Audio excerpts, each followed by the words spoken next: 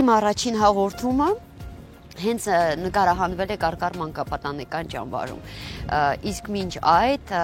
հեռուստատեսությամբ մանկական ծրագիր կար, հայտարարվել է մրցույթ, լավագույն անվան մրցույթ, ես որոշել եմ մասնակցել, որովհետև հաղթողը հնարավորություն էր ստանում նաև վարել այդ ծրագիրը։ Նամակը գրեցի, ոգեշնչված Կարկարից կարկաչ առաջարկեցի եւ եկա ճամբար։ Ու օրերից մի օր հաղորդման ստեղծագործական խումբը Մելորա Բաղդասարյանը եւ Բենի Ղարախանյանը աղջիկների հետ եկան ճամբար, ինձ ասացին, որ ես հաղթել եմ, մի տիկնիկ նվիրեցին, ու ասացին, որ ահա, կարող ես պատմել քո ճամբարի մասին, առօրյայի մասին, ու դա էլ կլինի քո առաջին հաղորդումը։ Եվ արեցի, պատմեցի, հետո պիտի ցուցադրեին 3 շաբթի օրը 18:30, մեր տանը նույնիսկ չգիտեին, որ ես խոսելու եմ հեռուստացույցով, ճամբարից ոտքով հասա գրեթե հրապարակի մոտ, տուն, մտա, ծնողներիս ասացի, որ միացրեք հեռուստացույցը, ես խոսելու եմ, միացրին, նստեցինք եւ լույսեր անջատվեց։ Ես այդպես այն ժամանակ էլ հովարային անջատումներ կային, այո, այդպես էլ ես ինձ չտեսա եւ հավանաբար այն ժամանակներից արխիվում էլ չկար։ Չկա։ Այն ժամանակներից հավանաբար ես չեմ սիրում ինձ նայել։ Իսկ փոքր տարիքում, երբ քեզ հարցնում էին ինչ ես դառնալու, ինչ էր պատասխանում։ Դե ինչպես բոլոր փոքրիկները, փաստաբան, հետո լեռնագնաց, հետո տիեզերագնաց, հետո ուսուցիչ, բայց ոչ հեռուստահաղորդավար։ Հեռուստահաղորդավարության մասին արդեն մի քիչ գիտակից էի, 8 տարեկանից արդեն սկսել եմ երազել, որ ես լուրեր եմ վարելու։ Ու անպայման լուրեր եմ վարելու։ Քո երազանքն իրականացավ ավելի վաղ, քան դու պատկերացնում էիր։ Չէ, էլ տենց չի պատկերացնում, երբ կլինի, ոնց կլինի։ Պարզապես ես իմ երազանքը նպատակ եմ դարձրել եւ հասել եմ իմ նպատակին։ Սովորաբար նպատակին հասնելուց հետո երազանքը մի փոքր կորցնում է կախարդանքը։ Տարիներ հետո երազանքի աշխատանքը դառնում է ավելի սովորական, ինչը որոշակի առումով հավանաբար պրոֆեսիոնալիզմով է նաեւ պայմանավորված։ Քո դեպքում իմ դիտարկմամբ մի փոքր այլ է։ Տարիների հետ ավելի ու ավելի է հեռուստատեսության հանդեպ արտահայտվում սերդ ու նվիրվածությունդ։ Ինչի շնորհիվ է այդպես։ Դե հավանաբար, որովհետև իմ երազանքը հեռուստատեսություն էր, իսկ հեռուստատեսությունը միշտ կախարդական աշխարհ է մնում, չի կարող փոփոխությունների ենթարկվել, այն միշտ իր այսպես թաքուն կողմերը ունի ու կախարդական ու միջև վերջը բացահայտվող, միշտ զարգացող, միշտ հետաքրքիր է այնտեղ։ Երբ աշխատանքը դառնում է կենսակերպ, այն չի կարող հոգնեցնել։ Հեռուստատեսությունում իմ մանկությունն է, իմ երիտասարդությունն է, իմ ընկերներն են, իմ աշխատանքն է, իմ կյանքն է, իմ տունն է։ Ոնց կարող այն հոգնեցնել։ Իմ բոլոր զգացմունքներն այնտեղ են, իմ ուրախությունը, իմ ջղայնությունը։ Եվ քո հարցազրույցներից մեկում մի անգամ ասել ես, որ երբ արթնանում ես, ուզում ես որպեսզի շտապես աշխատավայր։ Այո, կա տենց բան։ Իսկ կյանքի մյուս հարթություններում էլ է Մյուս հարթություններում ես այդպիսի նվիրվածությունը անվերապահ է։ Եթե սիրում եմ, այո։ Եթե սիրում եմ, ուրեմն անվերապահ նվիրվում եմ։ Շատերի մոտ տպավորություն կարող է ստեղծվել, թե դու ավելի շատ սիրում ես մարդաշատ վայրեր, իրադարձությունների կիզակենտրոն, բայց ես գիտեմ, որ իրականում դու սիրում ես առանձնությունը, մենությունը, մտորելու շատ բան կա։ Գուցե դա նրա հետ է պայմանավորված, որ ես ընտրել եմ մի աշխատանք, ես ընտրել եմ մի երազանք, որը միշտ ստիպում է լինել ուշադրության կենտրոնում, միշտ ստիպում է լինել մարդկանց մեջ եւ դրա համար այսպես միշտ միայնության կարիքը միշտ ունեմ, միշտ ուզում եմ մենակ լինել, բայց մենակ լինել ոչ թե մտորելու համար, այլ պարզապես լռելու։ Որքան է տարօրինակ թվա, ես սիրում եմ լռելը։ Իսկ ինքդ քեզ այդ կռիվ տալու Էդ է լինում ու վերջերս բավականին հաճախ։ Բայց ես սիրում եմ մենակ մնալ, որ լռեմ։ Լռությունն եմ սիրում։ Ոչ թե մարդկանցից եմ հոգնում, այլ ուղղակի լռությունն եմ սիրում։ Հանգստություն է բերում։ Այո։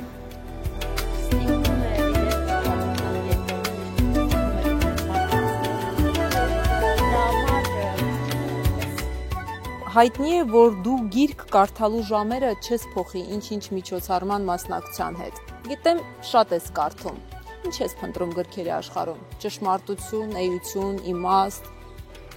հաճույք, ինչ։ Նախ ես գիրքը ժամով չեմ կարդում։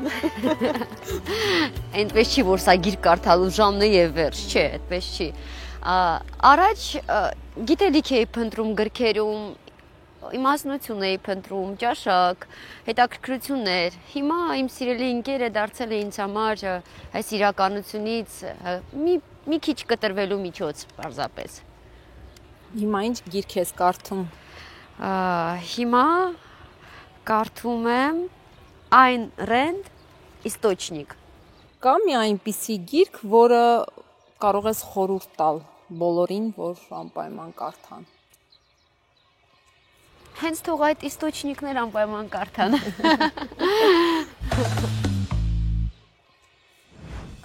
Քո ժպիտը քո վահանն է։ Այնինչ որտեղ նաև բրենդի էֆեկտ ունի։ Ասում են դա ուժի նշան է եւ ամեն մարդու բան չէ։ Մահվան աչքերին ես անգամ նայել, բայց նորից ժպիտդ քեզ չի լքել։ Դժվար չէ։ Պատերազմի ժամանակ իմ լավ ընկերներից մեկը գրող Հովիկ Աֆյանը մի տող է գրել, որ պատերազմի ժամանակ ծիծաղը ամենաբարձր աղոթքն է։ Գուցե ես այդպես աղոթում եմ, ու հետո ես չծիծաղելու իրավունք չունեմ։ Տարիներ առաջ եմ նկատել, որ հանկարծ երբ տրամադրություն չեմ ունենում, դա եթերում շատ լավ զգացվում է, կամ փողոցում մարդկանց տեսնելիս ծիծաղով չեմ բարևում, անդադ հարցնում են ինչ է պատահել, կարող է վատ բան է պատահել, ինչու ես ջղային, ինչու չես ծիծաղում, թե որպեսզի մարդիկ հանգիստ լինեն, ես ծիծաղում եմ։ Նաև հավատ է ներշնչում, այսինքն։ Չգիտեմ, գուցե։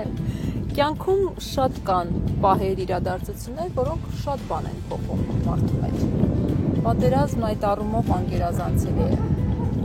Ավելի շատ ինչ փոխեց այն քո կյանքում։ Պատերազմը ուժեղացրեց ինձ։ Միանշանակ ուժեղացրեց։ Ավելի ուժեղացրեց, որովհետև երևի ուժեղացրեց։ Առաջ շատ վախեր ունեի, հիմա գրեթե վախեր չունեմ։ Օրինակ, առաջ շատ վախենում էի շներից։ Քաղաքում, մութ քաղաքում, մենակ, երբևէ չէի պատկերացնի, որ կարող է քայլեմ ու շներից չվախենամ։ Այդ վախը արդեն չունեմ։ Քանի որ պատերազմի օրերին շատ տեսար, չէ՞։ Հա։ Շներ։ Չեմ վախենում մահից, այլևս, որովհետև այդ գիտակցությունը, որ միևնույն է մենք մի օր գնալու ենք, մենք աշխարհ ենք եկել գնալու համար, եկել է հենց պատերազմի ժամանակ։ Մի վախ չկարողացա հաղթահարել, դա կորստի վախն է, հայրենիքի կորստի վախն էր, այն ժամանակ էլ շատ մեծ էր այդ վախը,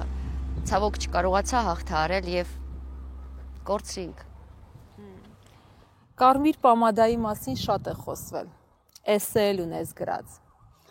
Ապրիլյան պատերազմի ժամանակ էլ կարմիր կակաչն էր, քո եւ ամուսնուդ մասին պատրաստված տեսանյութի առանցքում։ Մի տեսակ կարմիրը շատ չէ քո կյանքում։ Ինչ ես կարծում, դրա մեջ պատահականություն կա, թե օրինաչափություն։ Պատահականությունների չեմ հավատում։ Դե եթե օրինաչափություն է, թող հաջորդ կարմիրը իմ կյանքում լինի կարմիր զգեստը հաղթանակի շքերթին։ Աստված, գիտեմ, որ քո երազանքն է, որպեսզի այդ շքերթը դու վարես։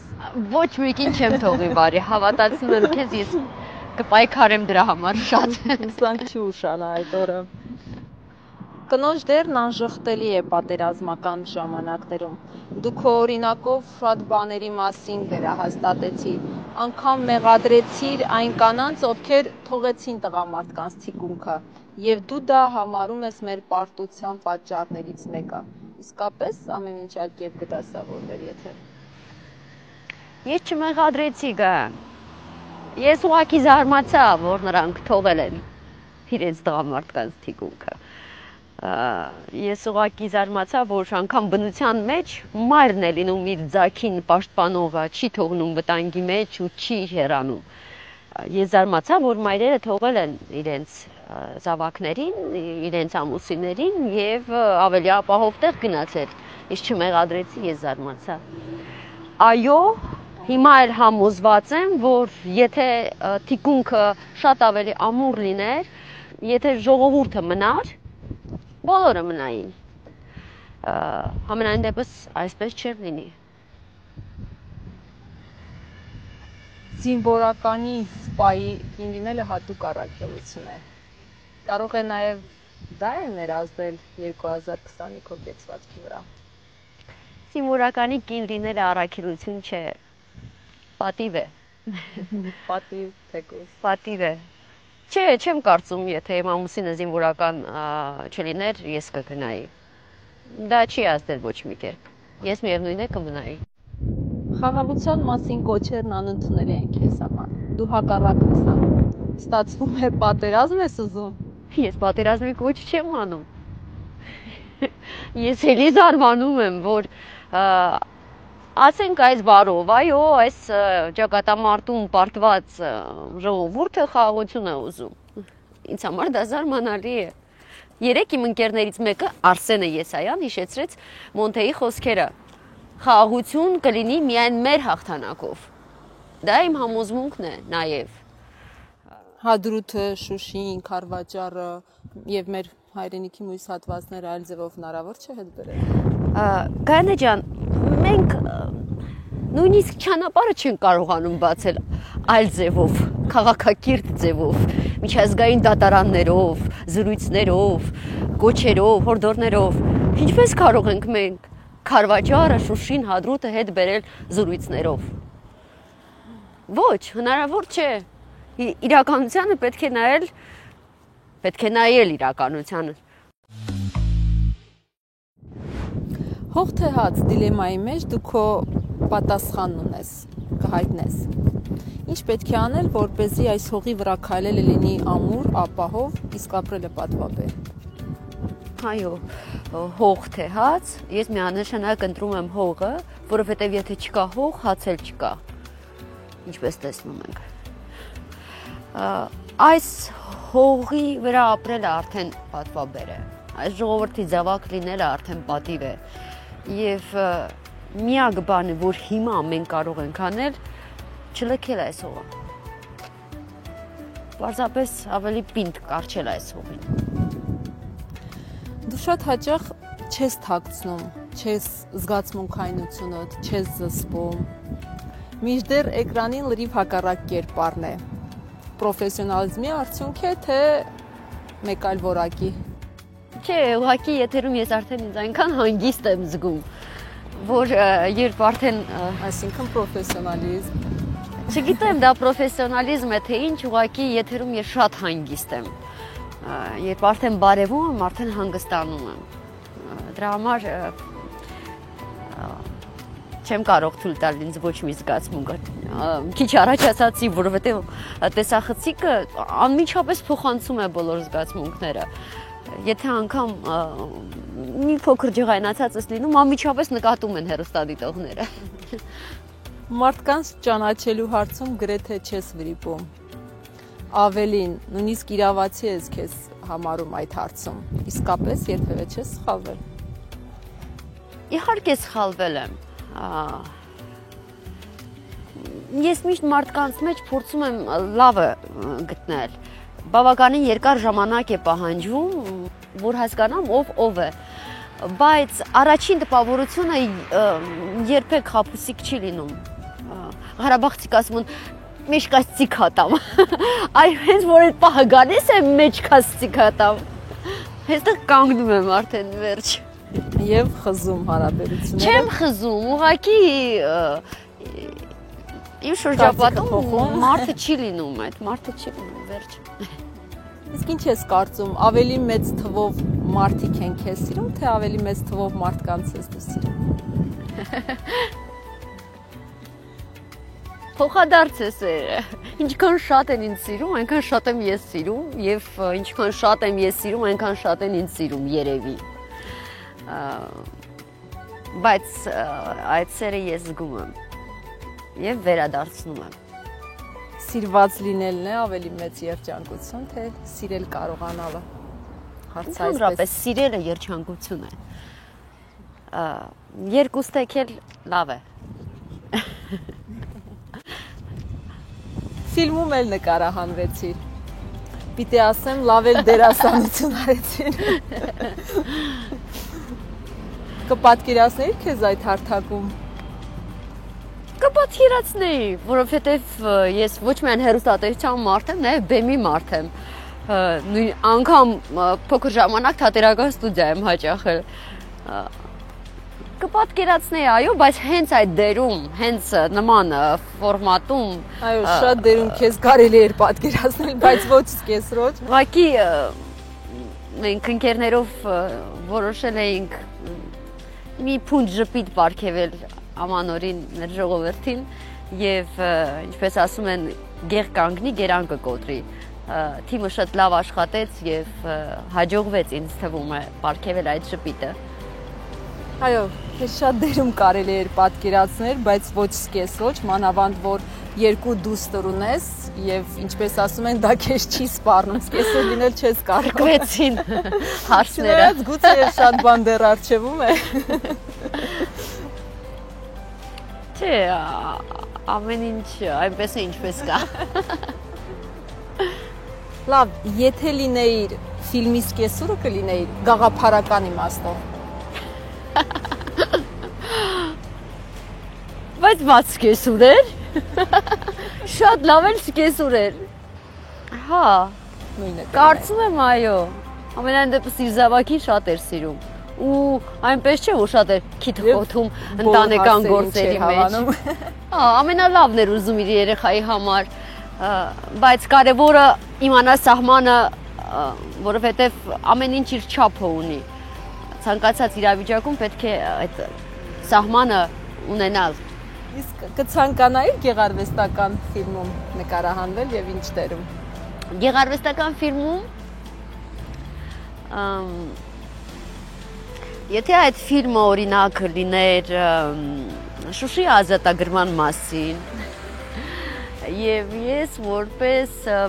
լրագրող առաջիններից մեկը մտնեի Շուշի, հա, կնկարահանվեի։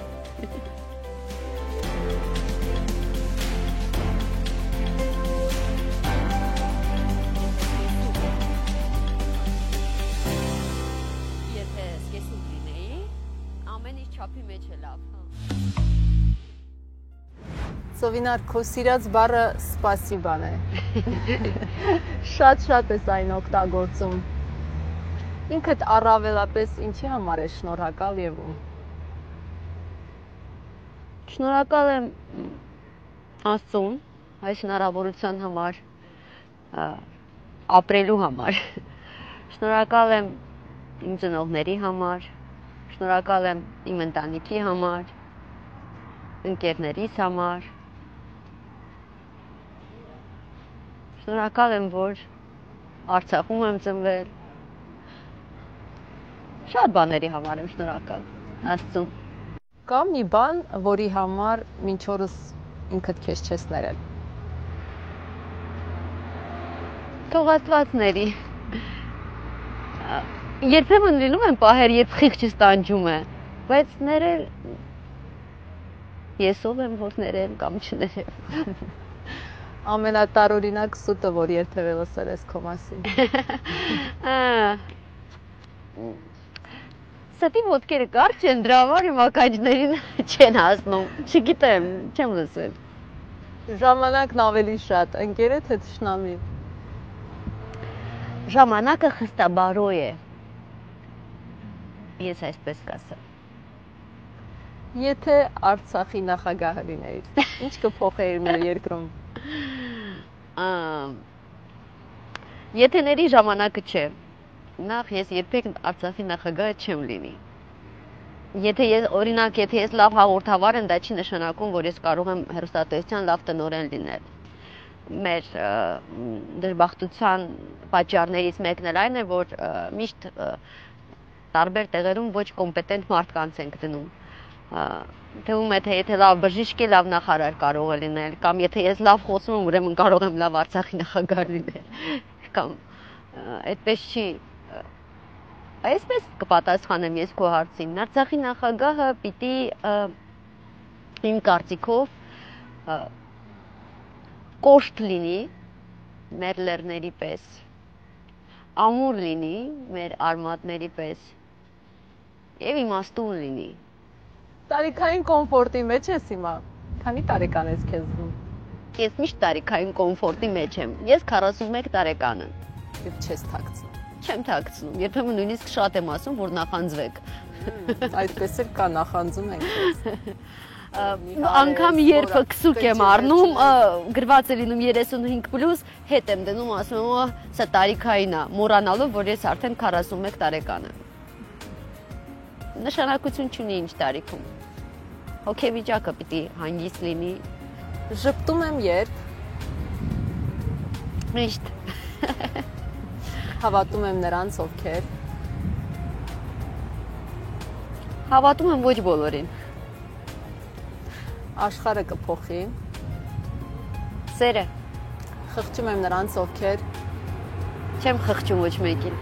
Վախենում եմ Վախեցողներից։ Չեմ դադարի ասել։ Մենք մի օր կհաղթենք։